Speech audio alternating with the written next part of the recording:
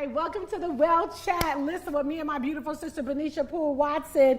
And today, we're talking about current events, girl. Girl, it's so much going on right now. So much. Whew, where do we start? Okay. Yeah, so. Gabrielle Union, Dwayne Wade, she said 50-50 split because of her connection to wealth and how she feels about money. What do you think about that? I mean, like, I'm not with that. Like, I'm okay with husband and wife being partners. It's not Ben and I partnered on. But, like, at the same time, if I feel like a contract is not coming through, like, I'm not about to be scared. Like, you about to have to cover me. Like, that's for me. And so I might be traditional in that way. But no, I want to know my man got my back. And if I don't come with my part, the world is not going to be over and the relationship is not going to be toast. Now, what if you can come with your part? What do you think about that? Do you give 50-50? Like, if there's no issues going on, everything is just flowing and it's fluid and it's all good, would you break? I would only do it if we had to. Like, in the beginning of our marriage, financially, it was tight. And so I chipped in. But in that regard, I want to know that my man got me financially. Like, I'm not trying to 50-50 with you either. That's just me, though. So no splits? No. Okay, so I'm on the other side of this spectrum. Okay, so the way I grew up in LA, I never saw people go 50-50. People just brung what they had to the table, put it all in a pot, and then I didn't hear about 50-50, so I moved to the South. Really? Yeah, I never knew this was a thing. Like, I helped any person I was with, I always helped with the bills. Really? Yeah. Well, see, I'm from Detroit, so I don't know. We was kind of known for gold diggers, but I'm not a gold digger. I made gold, G-O-A-L, let's be clear. But yeah, like, no, I want to know. So you're okay with the 50-50? I've been born, bred, and raised in a 50-50. Okay. I didn't transition in my mindset until I got to the South and I saw how my father was taking care of his wife and my friends were being taken care of, and my like people I work with, did business with, they didn't pay any bills. And I'm like, maybe I was on the wrong page. I need to like switch pages here and transition into this soft era where, baby, you got this. Let me let you handle it. So I'm on the fence with that. I definitely will support and be. I never want to be a dependent, and you're not saying that you are, but I just didn't want to feel like somebody was carrying me. No, and a lot of times too, when they carry you, girl, they try to treat you like you a carry-on. Okay. Oh. And I'm not a carry-on. Definitely not a carry-on. And like, I still want my own independent wealth. Like, I've never been that girl who's like, I'm totally depending on my man. Like, I want to depend on him in a healthy way. But when it comes to having my own money, it's like my money is my money and his money is my money. So, so I'm definitely biased. Yes. Yeah. So let's see. What else is going on? Oh, girl, did you see the cover shoot of Martha Stewart? Oh, yes. 81. And looking good. She looked good. Yeah, she did good. Now, honestly, I probably wouldn't have did the swimsuit. But other than that... Wait, why you wouldn't do the swimsuit? Well, I mean, I don't think the body was really giving what it needed to give. Like, poor Martha. Let's tone just a little bit more. Yeah. Because I've seen, like, it's this 77-year-old girl. She black and she bad and she toned. She cut up. Is that the one that juices? Yes, girl. She's so bad. Yeah. But Martha, like, I'm still proud of her, and I still love the message, the narrative that it gave. That I'm 81. I'm feeling good, I'm confident, and I'm sexy. So that I was there for. Okay, so I don't want to always be on the other side of this, but I thought Martha was giving. Like, I support, like, okay, you were a businesswoman. You've had your trials and tribulations in life. Yeah. You've gone through some things, and now you've lived to see 81. Yeah. Get in that suit, girl. Yeah. I love it. I love it. I mean, don't get me wrong. I'm proud that she did it. Yeah. Like, I think she's a beast. I'm just saying, honestly, just my honest opinion. But I feel what you're saying. Yes. Like, give us the swimsuit. She wasn't afraid to do it. It took a lot of confidence, right? It took a lot of boldness because she probably knew what it was going to be, but she didn't care because she's like, this is my truth. Look, when Martha started hanging with Snoop, I knew she was about it. So I love Martha. I support her. Yeah. Good job, Martha. Yes, you did that, girl. You did your thing, girl. Yes. So now we got to get everybody ready for this recession. Okay. Like, I'm like... Wait, really get ready, or have we been in it already? We're really already in it. Yeah. You're right. Yeah. We're really already in it.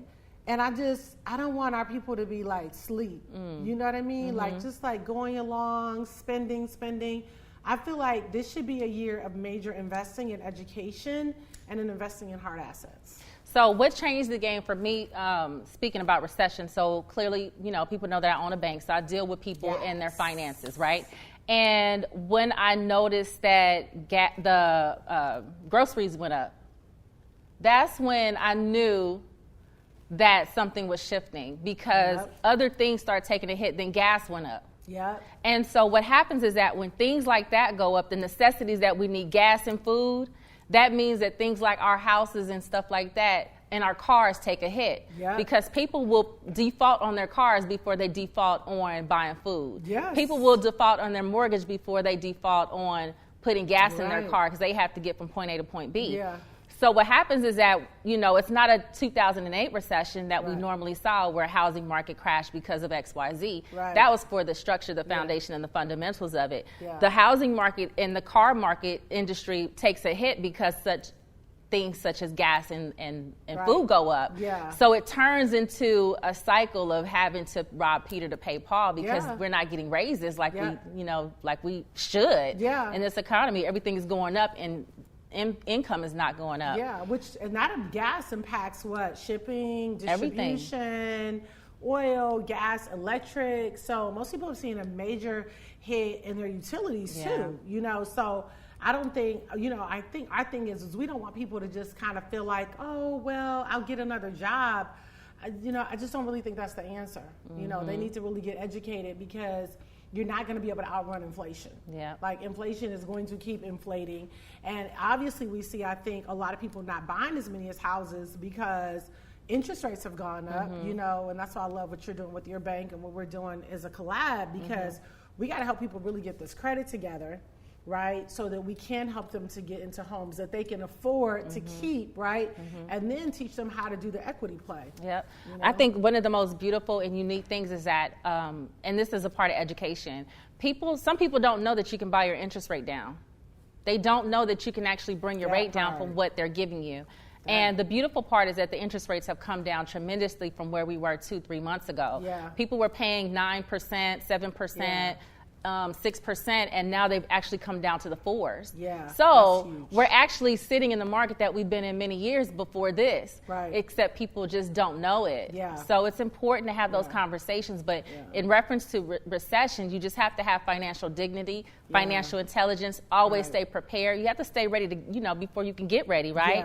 Yeah. In order for you to know what's coming around the corner, it's almost like I always think driving a motorcycle, a corner's going to come. How do you prepare to get into that corner? Girl. Those are the trials and tribulations, and that's also where millionaires are made, in those curves. Yes. So stay prepared. Yeah. So if you stay prepared while you're on the straight road, when the curves come along, that's when you can take opportunity to build wealth or just stay protected. Yeah. No, that's so good, and I can't believe we're down to 2 minutes already. But I just want to say too, we want to see people get into buy homes for themselves, but also into investment properties. Absolutely. Like, look at, create rent roll of 500, for one property, then 10 properties, rent roll of 500, 10 properties, then 20 properties, and continue to scale. And that's one of the things that I know we're really passionate about. And know your season, because sometimes you're spending and you're not in a season to spend. Right. You're in a season like, I need to invest in my education. I need to invest in assets, building up my asset portfolio, because the people that are in ownership are literally the people during times of recession that make the most amount of money. So, girl, we got to wrap. What's the last thing you want to tell the people real quick? Child. Okay, so I want to tell people that just stay informed.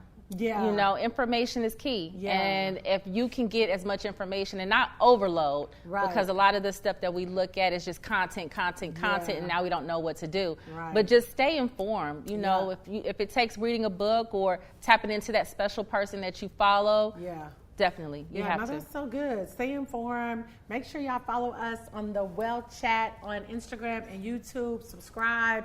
And thanks for joining today. This is the Wealth Chat, where we talk business, banking, and real estate. That's it.